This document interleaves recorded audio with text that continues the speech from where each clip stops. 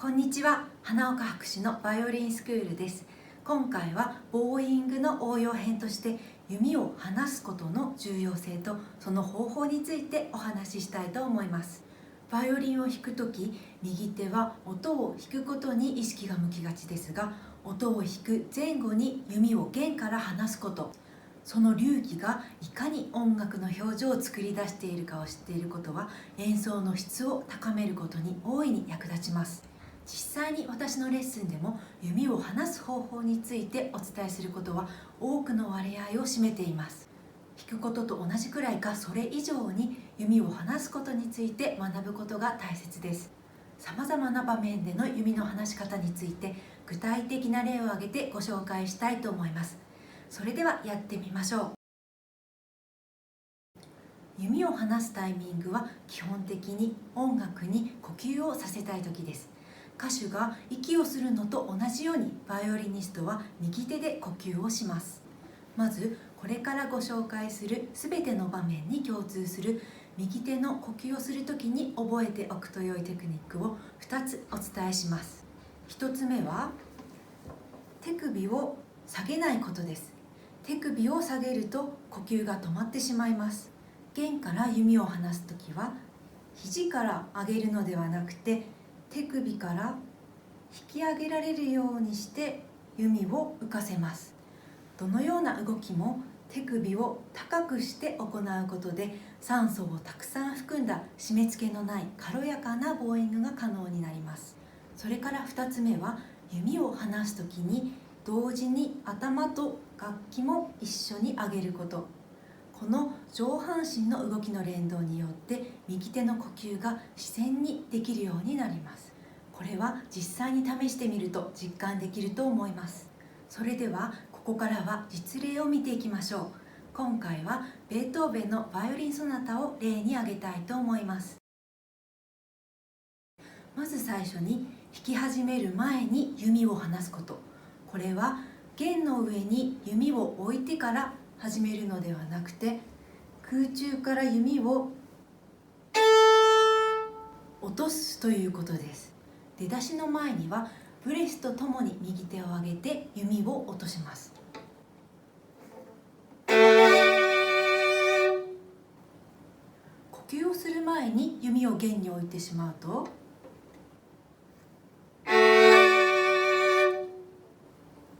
息を吸ったエネルギーが伝わりにくくなってしまいます。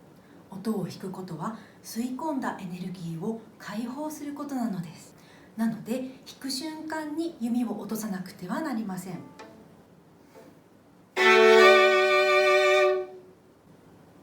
これは休符の時にも使えるテクニックです。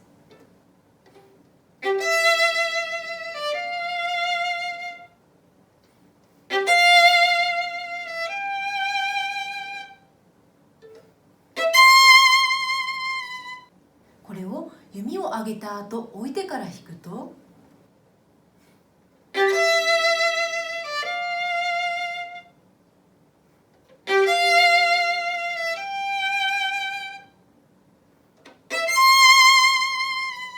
このように音楽が分断されてしまいます。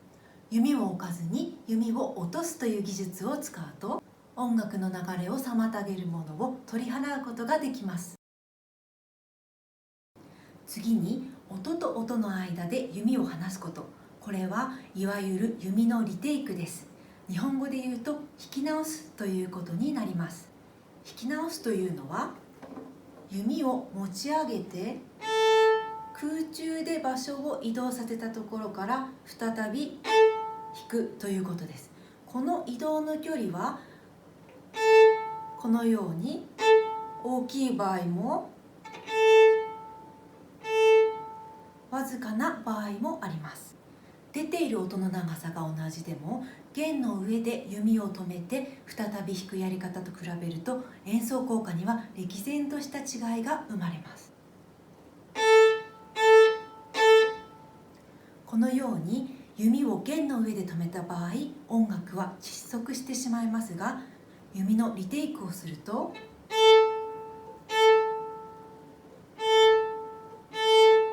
音楽が息づくのです。今からリテイクの例をいくつか弾いてみます。歌手の人はフレーズの区切りで必ず息をします。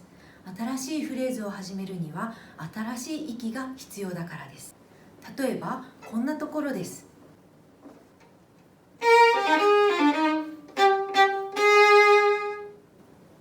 弓を上げないと音楽の切れ目が分かりにくいですが、弓を上げることで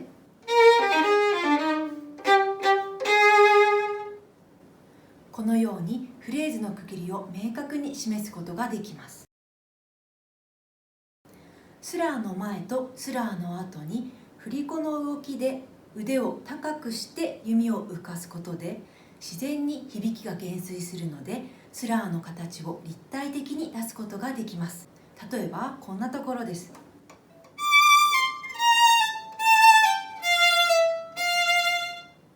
振り子の動きをせずにまっすぐに動かすと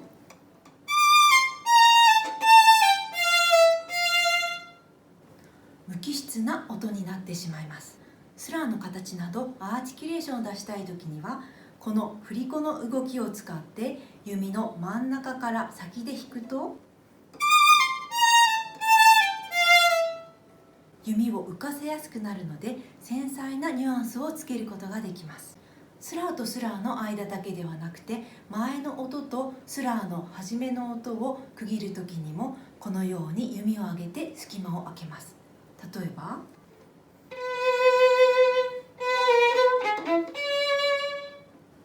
弓を上げないと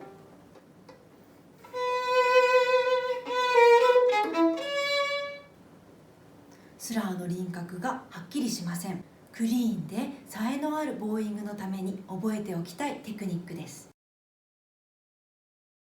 アップの時は手首から先を小指側に回転、ダウンの時は人差し指側に回転をしながら弓を浮かせます。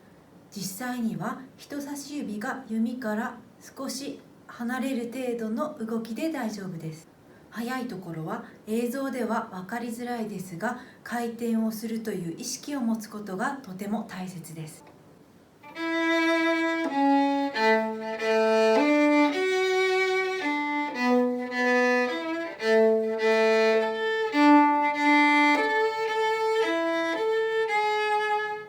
回転なしに弓を上げると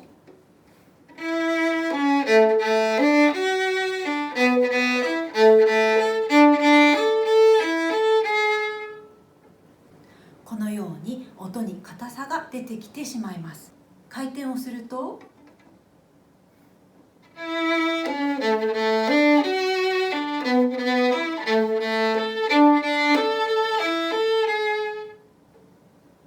わずかな動きですが柔らかい表情がつきます。スラースタッカートはスラーの形を出す時と同じように右手を浮かせて少し弓を戻しながら弾きます。弓を戻さずに弾くとこのようにプツプツと切れてしまいます。弓をわずかに戻しながら弾くとこのように温かみが出てきます。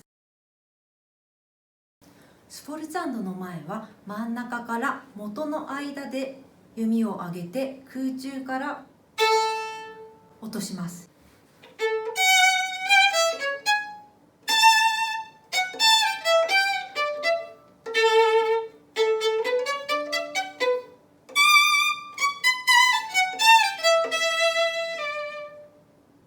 弓を落とさずに置いてから弾くと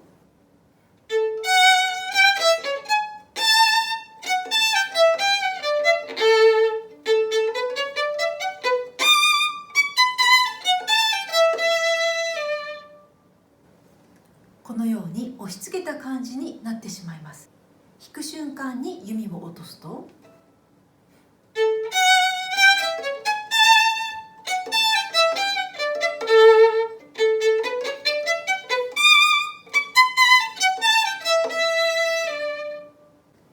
で鮮やかなボーイングになります。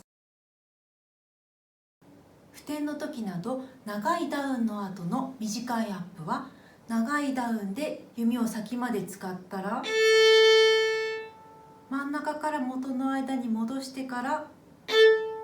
短いアップを引きます。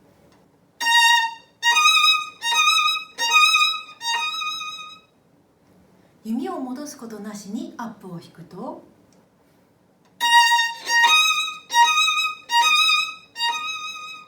このように必要以上にアップの弓を長く使うことになってしまい、リズムが緩んでしまいます。空中で弓の場所を移動させると、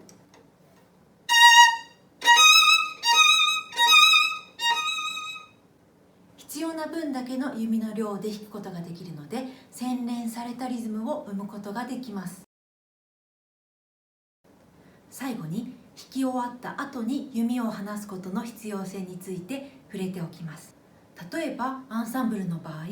共演者や演奏を聴いている人に対して指揮をするように弓で呼吸をすることが大切です。フレーズの終わりでは音の切れるタイミングをはっきり示して、次のフレーズを弾く人につながる弓の取り方をしなくてはいけません。例えばこのフレーズの場合ですが、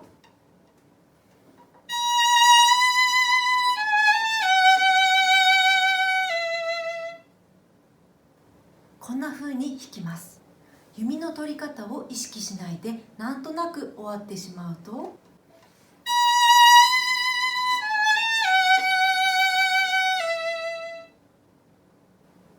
これだと次の音楽と無関係な終わり方になってしまいます。また曲の終わりでは共演者と一緒に音を切ることもあります。そのような時には一緒に音を切るための弓の取り方が必要です。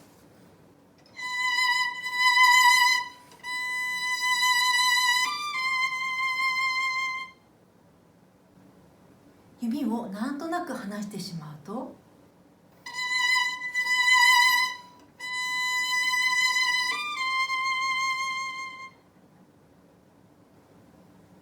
共演者に合わせてもらうことはできるかもしれませんが、一緒に音楽をすることはできません。休符の存在を聴いている人に示すことも演奏者にとっては大切なことです。このような弓の取り方によって音楽を目に見える形にして伝えることができます。この弓の取り方は一人で練習をしている時から意識をして体に染み込ませることが大切です。それから実際に弓の上げ方によって響きを変えることができます。豊かに響かせたいときは弓を上に上げます。例えばこんな感じです。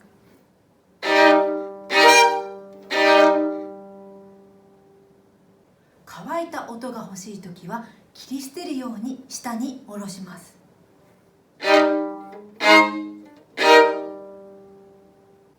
抑揚をつけずにまっすぐ音を響かせたいときは弓を水平に伸ばし続けます。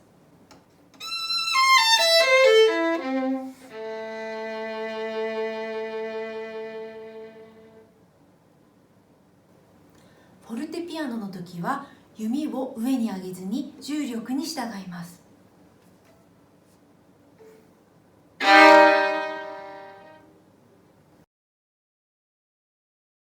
シゲティはシゲティのバイオリン演奏技法の中で、弓をスタートしたところからリテイクしなくても指示通り正確に演奏することはできる。しかしそれが心を伝えることができるかどうかは疑問であると述べています。節約した無駄のないボーイングではなくて、音の鳴っていない時間にどのような動きをしているか、音を出す前後にどのような動きをしているかということが音のニュアンスを決定します。シゲティの言うこの人目につかないバイオリンテクニックこそ、音に微笑みや驚き、躍動感を持たせることができるのです。